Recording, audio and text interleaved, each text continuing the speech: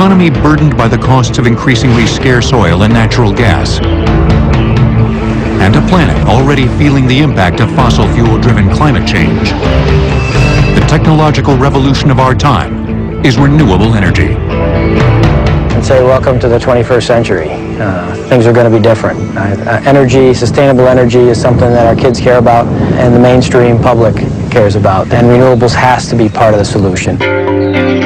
Sunlight, wind, water, geothermal heat, and plant biomass are all essentially limitless resources. And they're all proven technologies that work right here, right now.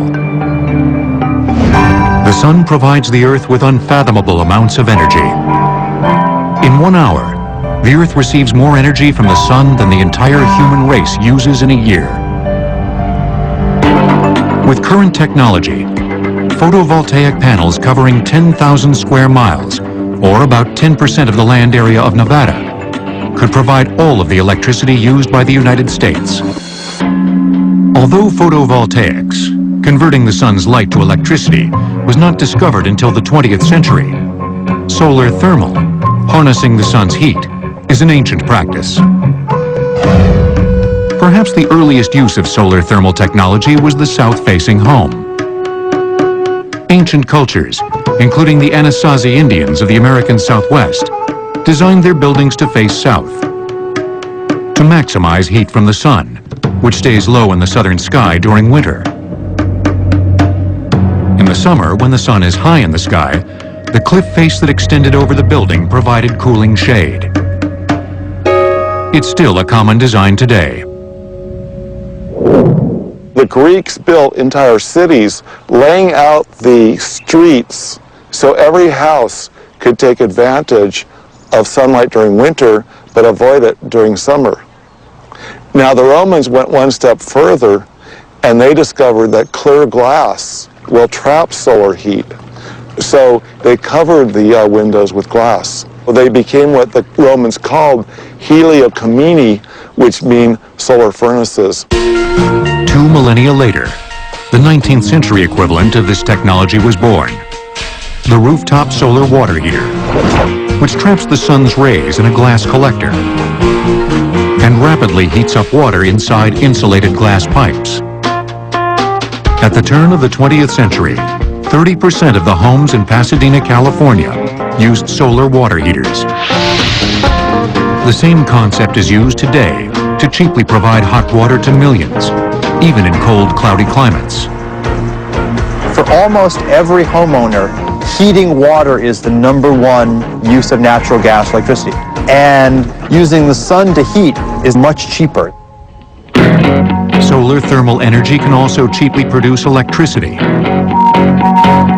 Giant solar power plants, like this one in California's Mojave Desert, don't use photovoltaic panels to convert light into electricity.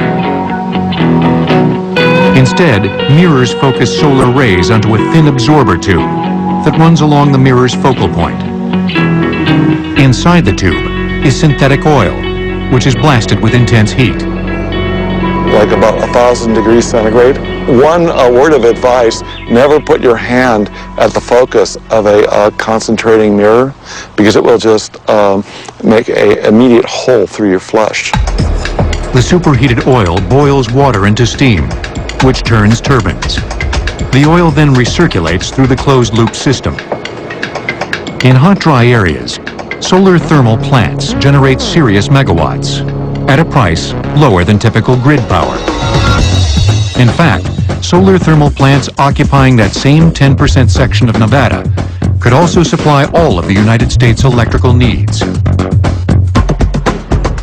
Meanwhile, photovoltaic technology is surging ahead into its second century. It's come a long way since 1904, when Albert Einstein first proved that light was composed of tiny packets of energy known as photons, which could be converted to electricity. Photovoltaic cells got their first big break in the 1950s, thanks to the space race. The first two Sputniks that went up, they had all this like multi-million dollars worth of transistors that went dead in about a week and a half because they were running them on flashlight batteries. The first artificial Earth satellite in the world has now been created. The U.S. space program's solar-powered satellites, on the other hand, proved an instant success. Photovoltaic panels still power nearly all satellites and space probes within the solar system. In this sense, the 21st century lifestyle, from global positioning to global communication, is completely dependent on solar energy. The U.S. Coast Guard became one of the first Earth-based users of photovoltaics, powering its remote buoys and weather stations with solar panels, wired to batteries. In the 1970s and 80s, solar panels performed heroically during one of the worst droughts to hit Africa. Solar power was used to pump water from 40 feet below the parched ground, saving many lives. In fact, probably one of the most valuable uses of photovoltaics today is to provide clean drinking water for the developing world. For those already connected to the power grid, photovoltaics are becoming more and more viable. A home, say a two-bedroom suburban American home, gets enough energy on its roof to power itself once or twice over.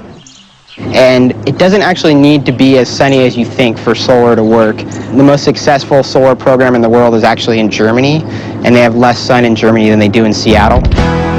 For the time being, photovoltaic panels are still expensive, making solar electricity 2 to 5 times the cost of typical grid power. But grid-connected homeowners can sell excess peak hour electricity back to the power company at a premium. The systems do pay for themselves. The payback might be as short as 4 or 5 years, and in general, for residential systems, we're looking at 10 to 12 years. That doesn't take into account some of the other benefits, like, for example, the protection from rising utility rates or also increased property value. Up until now, the primary cost of solar cells has been the ultra-pure silicon needed for the photovoltaic reaction. But more than one company wants to change that. The photovoltaics industry is based primarily on wafers of silicon to make high-efficiency solar cells, but those wafers themselves are very expensive. Nanosolar uses thin films of photoactive material instead of those expensive wafers. Rather than silicon, Nanosolar in Palo Alto, California, uses a combination of semiconducting elements. So you have copper, indium, gallium, sulfo, selenide. Because that's obviously a mouthful, we get more work done if we just say CIGS, C-I-G-S-S. The beauty of the material absorbs sunlight very readily, so you can make a very thin layer. So thin that the absorbing material is assembled on the nanoscale, then literally printed onto a foil substrate as a photovoltaic ink. On this experimental machine, the foil is moving very slowly, but this style of machine can be made to run at tens or even hundreds of meters per minute. And because of this, these relatively inexpensive machines can be used to make an enormous quantity of low-cost photovoltaic cells. Thin film solar panels, as well as their silicon counterparts, can be built right into a building surface, such as a roof, window glass, or in the near future, paint. So-called building integrated photovoltaics will drive down the cost of solar electricity even further. Because you're not buying panels and the infrastructure, you're buying it all at once. And my lab has been looking at forecasts of getting 20%, 25% of total energy from solar by making it this ubiquitous material that you just get everywhere. The sun's heat also gives rise to the invisible, powerful force known as the wind. And in the future of energy, wind is a force to be reckoned with.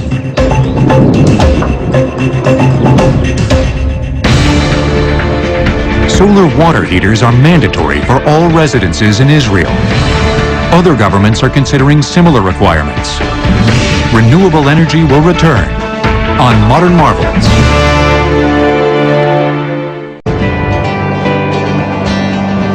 Tucked tucked among the rolling hills of central New York is the Fenner Wind Project, owned by NL North America. Though not the world's biggest wind power project, it represents the new thinking in wind energy. Bigger, smarter, and fewer wind turbines, eliminating the need for dozens of smaller turbines. Fenner is composed of 20 wind turbines built and maintained by GE Energy.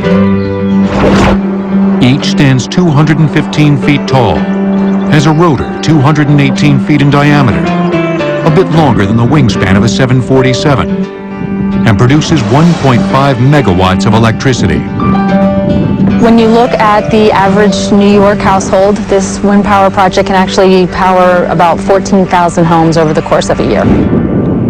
Converting wind to electricity begins as the wind flows over the rotor's airfoil-shaped blades.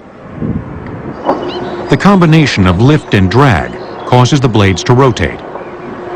There's a tremendous amount of kinetic energy in the wind, and similar to sailing or lifting an aircraft off the ground, the wind blade captures that kinetic energy and provides lift.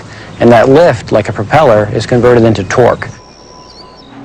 The tremendous torque is put to work inside the turbine's power plant, 200 feet above the ground. The blades collect the energy from the wind and convert that energy from wind energy to mechanical energy, transmits it through the main shaft into the gearbox, which the gearbox steps it up from about 1 revolution to 70 revolutions and puts it on the output shaft of the gearbox, going into the generator here, which then produces power.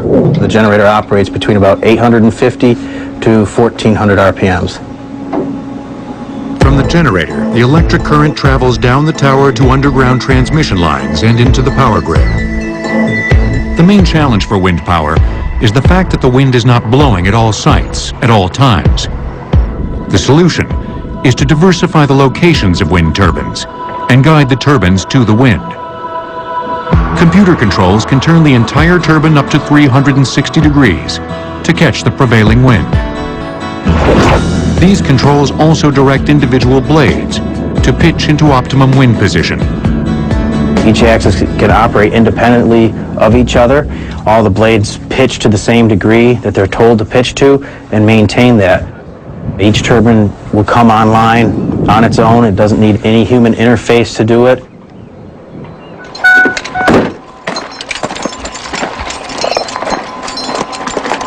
Technicians are needed to perform maintenance on the turbine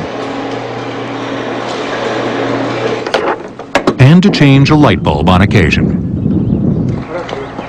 Those with a fear of heights need not apply. I have the benefit of having probably the best office window in Madison County. I mean, if you look out the top, it's absolutely gorgeous up here. Clusters of wind turbines are often called a wind farm. And in the case of Fenner, New York, it really is a farm. The land is owned by local farmers like Donna Griffin.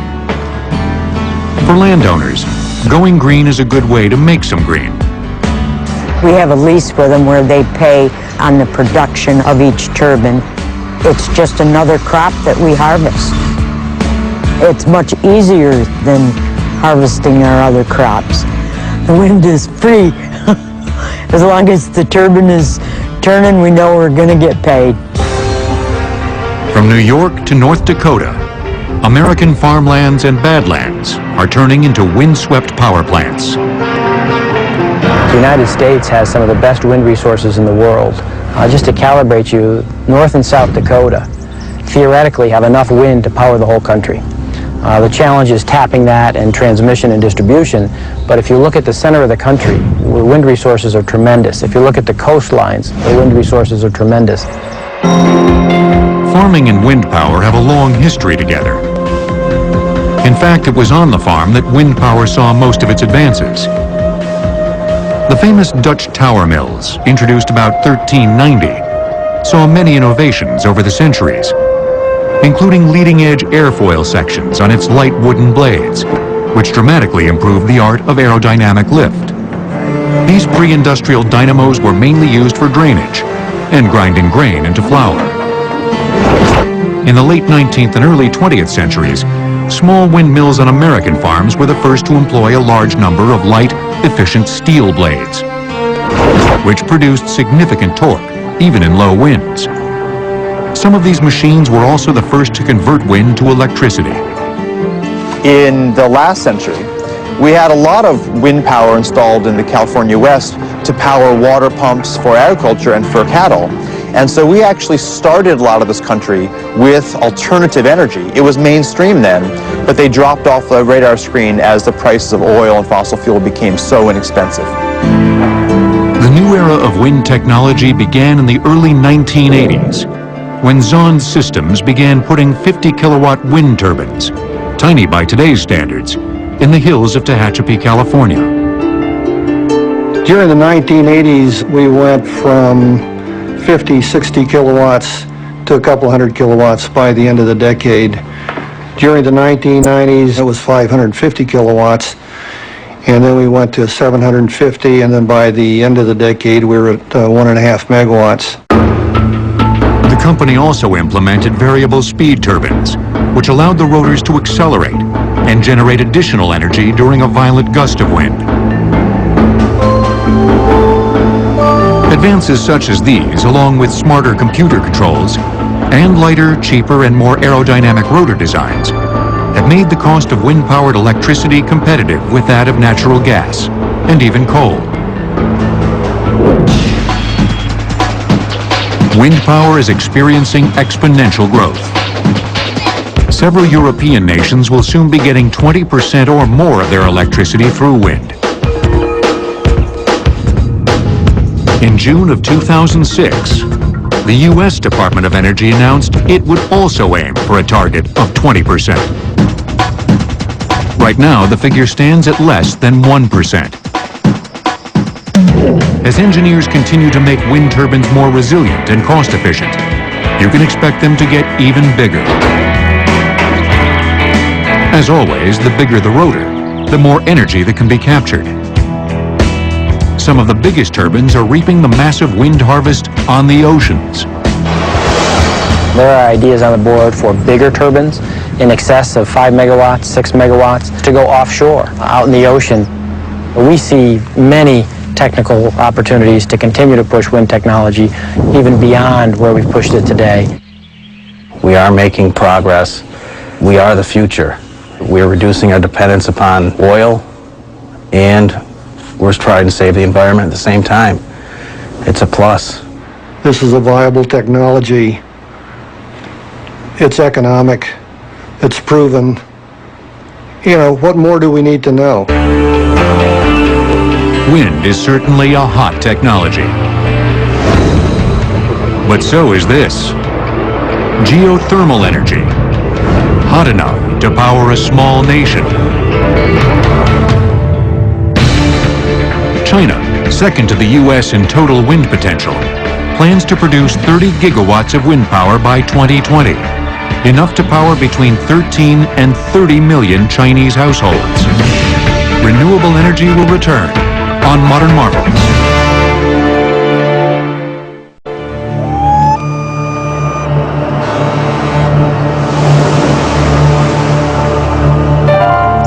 A small island nation, ringed with volcanoes and perched just below the Arctic Circle, has emerged as a world leader in renewable energy. By tapping into their bounty of fire and water, the people of Iceland have become nearly energy independent. Abundant rainfall and glacial runoff provide hydroelectric power, which represents 80% of the nation's electricity. This water also seeps into underground aquifers and runs head-on into magma-heated rock, which sits close to the surface in Iceland. This collision results in geysers, fumaroles, smoky vents, and the renewable source known as geothermal energy. Icelanders have used geothermal hot water for washing clothes and bathing for hundreds of years. But it wasn't until the mid-20th century that engineers began tapping the resource on a scale large enough to replace costly imported fossil fuels. to us here in Iceland, it's native, it's our indigenous source. It is much cheaper than other sources which we have, and it's environmental friendly. So I think there's a lot of benefits. Geothermal water brings heating and hot water to 93% of the nation's homes. Geothermal steam generates 17% of Iceland's electricity. All told, geothermal provides over 50% of Iceland's total energy needs. The Nesjavellir power plant is a dual-use facility. It taps geothermal energy to provide electricity as well as hot water. Both end products begin here, in one of 15 boreholes, drilled as far as 6,000 feet below the surface. The borehole's well is encased in cement to a depth of about 2,000 feet. Below that, the well is lined with perforated metal to let in steam and hot water, which rush toward the surface under great pressure. A borehole discharges by itself. You don't need to pump it. When you put a very powerful set of valves on the top to control it. The mixture of steam and hot water is sent to the separation module. From here, the water and steam take separate paths. The steam heads for the demister to remove moisture that could damage the turbines. Excess water vapor is vented into the air, along with trace amounts of other greenhouse gases. Over a year, this power plant will release 12,000 tons of greenhouse gases, what a coal-fired plant releases in 5 days. Geothermal power plant for electricity works exactly like you're using coal or oil in terms of turbine, except this is a natural steam. For electricity production, you're using actually the pressure of steam, not the heat itself. The steam turns one of 4 turbines at a rate of 3,000 RPM. The turbines combine to generate 120 megawatts of electricity, which is sent on to Reykjavik. Nesjavellir is a high-temperature geothermal zone, meaning the water below the surface is hot enough to dissolve sulfur and other corrosive minerals. For this reason, it can't be used directly in the population's heating system. Instead, the power plant uses the geothermal water to heat cold fresh water pumped in from a nearby aquifer. In the first stage of heating the water, excess steam from the electricity-producing turbines is used to bring the cold water up to 125 degrees. 125 Fahrenheit is not hot enough for us, so we have to heat the water a little bit more, up to 86 degrees centigrade. It's about 187 Fahrenheit. And we do that in heat exchanger. Inside the heat exchanger, the geothermal brine rapidly brings the fresh water to its 187-degree target temperature. The now scalding fresh water is pumped into the pipeline as it climbs uphill. And from there, the water flows after the pipeline by gravity to Reykjavik. And the heat loss on the way is less than 2 degrees centigrade, it's 1.8. So you can say that the pipeline is, well, the insulation is almost perfect. After providing hot water and space heating, this geothermal lifeline has enough heat left over to melt snow from the winter sidewalks as it passes under the streets. It also allows hundreds of greenhouses to grow fresh fruits and vegetables. Even the geothermal brine finds other uses. Unique in the world of power plants, the effluent from one Icelandic geothermal plant actually provides the warm, mineral-rich waters of the Blue Lagoon, a hugely popular spa. The Icelandic government has set an ambitious long-term goal: convert all the nation's cars, and even its fishing fleet, to run on clean-burning hydrogen, produced by geothermal and hydropower. If that day comes, all of Iceland's energy needs will be met with renewables. Iceland is far from the only place on Earth with rich geothermal resources. Generally, where there's volcanic activity, there's geothermal energy. One study estimates that 865 million people in volcanic regions from Japan to Idaho could get their electricity through geothermal. That's 17% of the world's population. But there's another form of geothermal energy, less exotic, yet very effective, that any homeowner can tap into. It's known as ground source geothermal. Nearly everywhere on Earth, about 8 feet below the surface, the air is a steady, cool temperature, between 50 and 75 degrees. To capture that air, a trench is dug below the building and tubing laid in. An antifreeze liquid, circulated by a small electric pump, passes through the tubes. In the summer, the liquid carries heat out of the building and mild temperatures in. In the winter, the warmer ground air heats the liquid, which flows into the colder building. It's in effect an underground heat exchanger. As the prices of heating oil and natural gas continue to go up, more people will start to look down. And like all renewable energy sources, geothermal will be there, waiting. Renewable technology clearly has what it takes to power the grid and heat our homes. But what will it have to say about the future of the automobile? From ethanol crops to electric cars, it's a heated debate. The first plant to generate electricity using geothermal energy is in Tuscany. It began producing electricity in 1904, and today provides power for about 1 million Italian households. Renewable energy will return on Modern Marvels.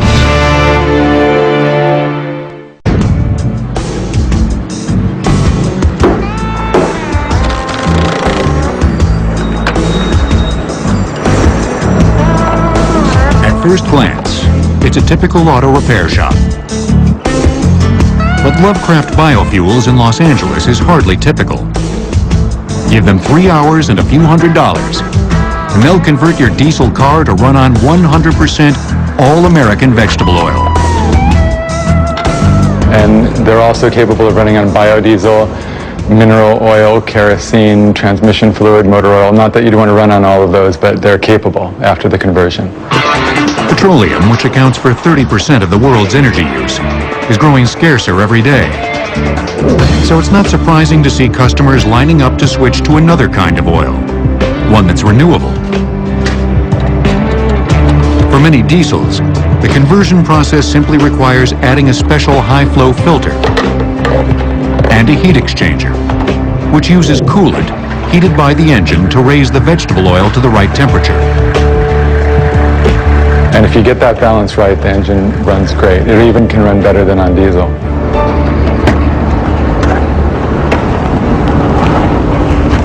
The best fuel is actually used vegetable oil, since the frying process has cooked out any embedded water.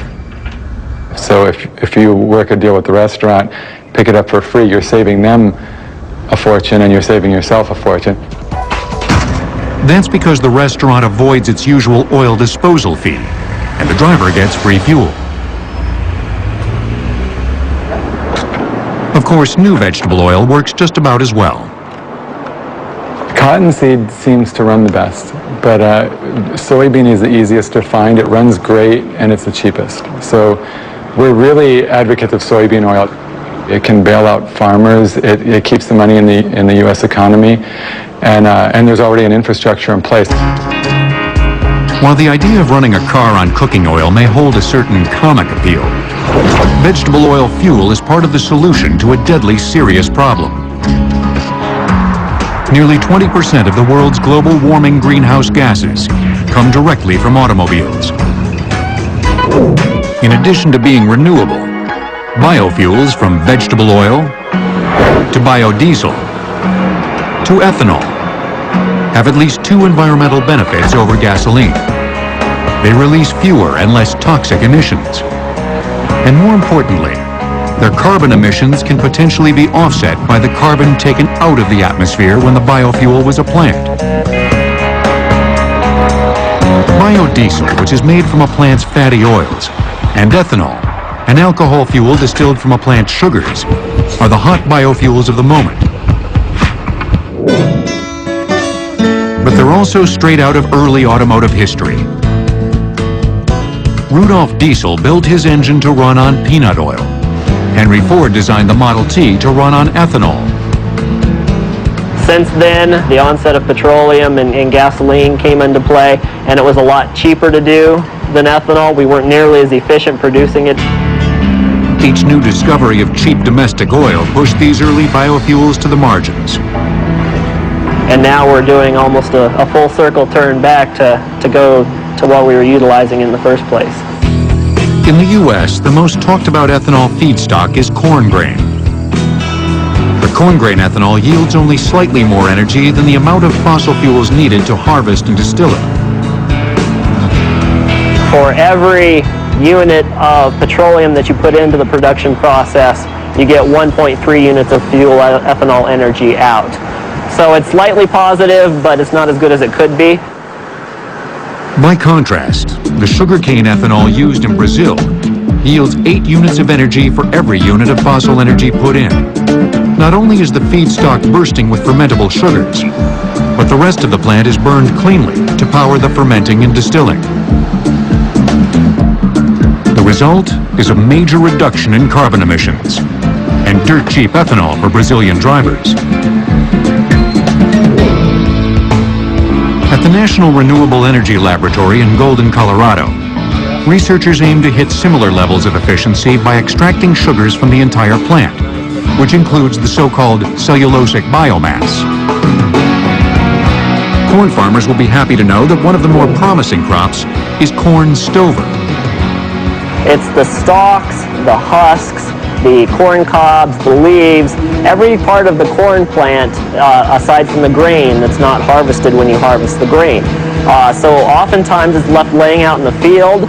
There's not a lot of current uses for it. The hard part is converting the tough cellulose fibers into sugars using bioengineered enzymes. But the payoff could be tremendous.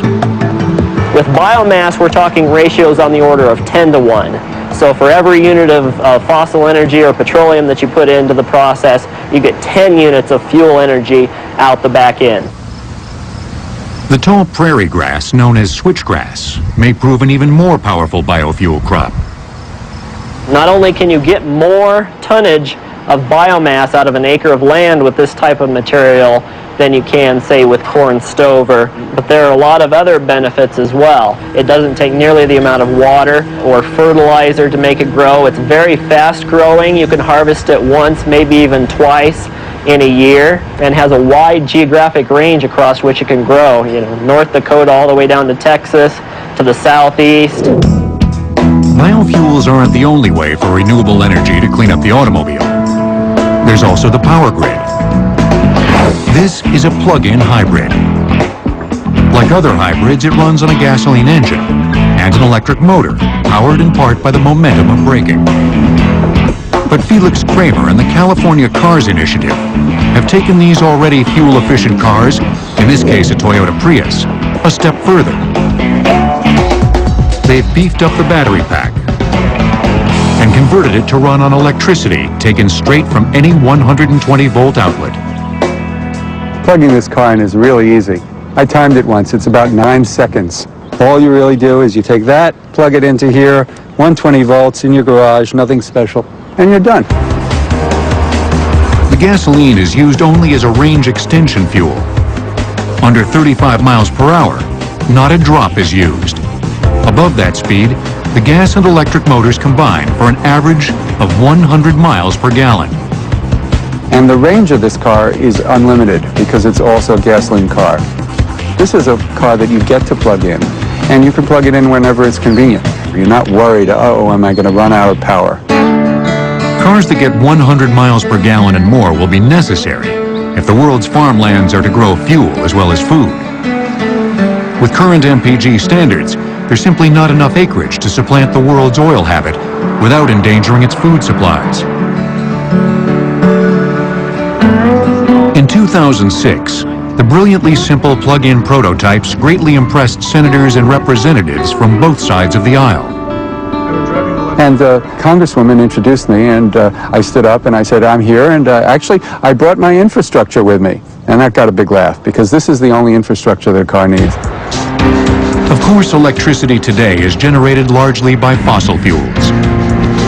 But plug-in proponents envision an increasingly green power grid to charge the car's battery, and cellulosic biofuels to fill the tank.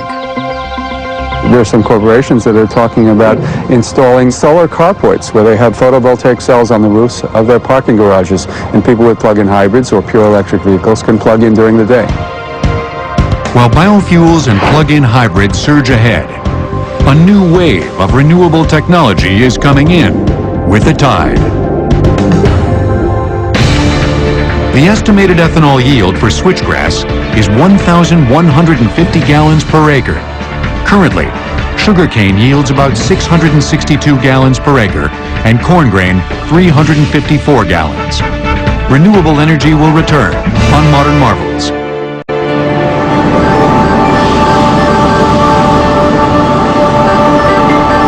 Despite the fact that the oceans cover 70% of the planet's surface, we've only begun to tap them directly as an energy source. But these marine powerhouses may one day unlock the door to clean, limitless energy. Hydroelectric power was the great renewable energy source of the 20th century, and it will continue to provide gigawatts of power. But with most of the world's rivers already dammed, the future of hydropower will come from the sea. Of the various technologies to capture the ocean's energy, a tidal barrage is the closest in design to traditional hydropower. The barrage is essentially a dam, collecting water from high tide until there's sufficient potential energy for power generation, then forcing the water through turbines when released during low tide. The world's largest and oldest tidal barrage at Lorence, France, began producing power in 1966. Today, it still powers 240,000 homes.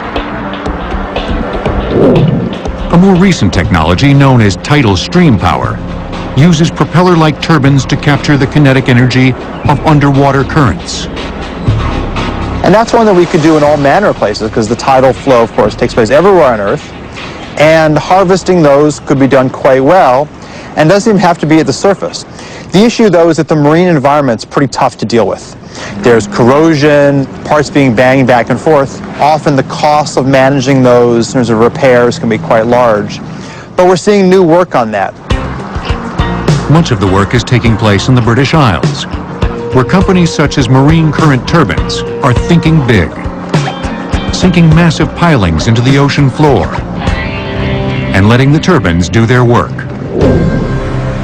And the amount of energy you get out of a turbine is proportional directly to the density of the fluid that flows back and forth. And so a water turbine has several hundred times the power of an air turbine. Wave power is an even newer technology. Yet it may hold the most promise of all, since wave power can be captured anywhere on the ocean. In this design, a 450-foot chain of pipes, connected by hinged joints, sits semi-submerged on the ocean. Each motion of the waves is resisted by hydraulic rams located in the hinges. This action pumps high-pressure oil through hydraulic motors, which drive electrical generators. Electrical transmission lines also keep the floating power plant tethered to the ocean floor. A Scottish company, Ocean Power Delivery, has installed a successful 2.5 megawatt wave farm off the coast of Portugal. A wave farm occupying less than half a square mile of ocean would generate 30 megawatts of power, or enough for 20,000 British homes.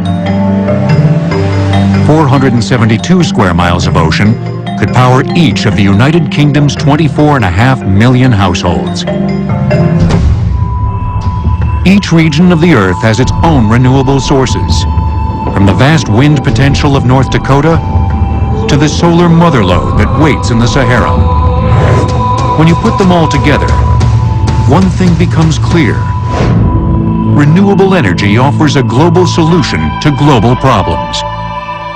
We honestly have the potential now to think about flipping things from being a fossil fuel-driven economy with little bits of renewables to being a renewable energy driven economy with fossil fuels filling in the background. And that's a world that really no one thought possible only a decade or two ago.